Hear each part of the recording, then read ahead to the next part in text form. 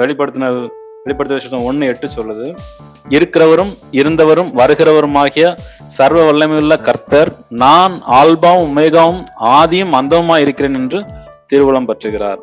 ஒரே கர்த்தர் தான். நான் தான் ஆரம்பம், நான் தான் முடிவு. அவருக்கு முன்னாடி யாரும் கிடையாது, அவருக்கு பின்னாடி யாரும் கிடையாது. இருந்தவரும் இருக்கிறவரும் வருகிறவருமாகிய சர்வ வல்லமையுள்ள ராஜாதி ராஜா கர்த்தர், அவர் ஒருவர் மட்டும்தான். ஒருத்தர் வானத்துல இருக்காரு, இன்னொருத்தர் வரப்போறாரு அப்படின்லாம் நமக்கு கிடையாது. ஒரே கர்த்தர் தான்.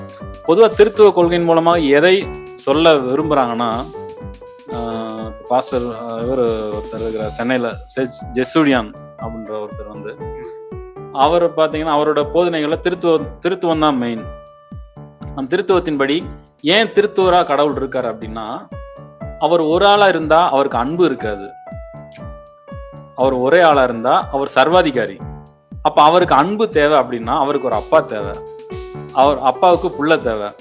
இப்படி இருந்தா மட்டும்தான் அவங்க அன்பா இருக்க முடியும். ஆனா வசனம் சொல்லுது, அவர் கல்லுகளினாலே பிள்ளைகளை உருவாக்குகிறவர். ஆதாம மண்ணுல இருந்து தான் உருவாக்குனார். அவர் அன்பு வந்து அவருக்கு அப்பா இருந்தா தான் அன்பு இருக்குன்னு அவர் கிடையாது. அவர் எல்லாமானவர். அதான் அந்த வசனம் சொல்லுது, அவர் வந்து ஆல்பாவும் உமேகாவும். அவருக்கு அன்பு காட்டுறதுக்குன்னு ஒரு ஆள் இருந்தா தான் அவருக்கு அன்பு வரும்னு கிடையாது. அப்பா இருக்க போய் தான் அவருக்கு அன்பு வரும். அப்பா இருக்காரு, அவருக்கு மகன் இருந்தா தான் அன்பு வரும். அப்படி கிடையாது.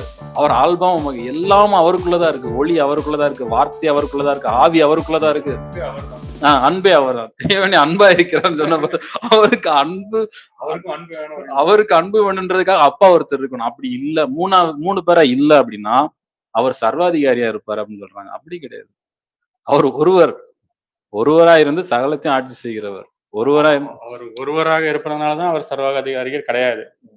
ஏன்னா 3 பேரா இருந்தா அவர் சர்வாதிகாரி ஆயிடுவாரு. ஏன்னா ஒருத்தர் படுற கஷ்டத்தை இன்னொருத்தர் மேல இருந்து பாத்துக்கிட்டு இருப்பாரு.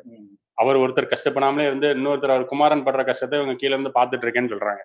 அப்படின்னா அவர் எப்படி கடவுளா இருக்க முடியும்? அவர் சர்வாதிகாரி தானே.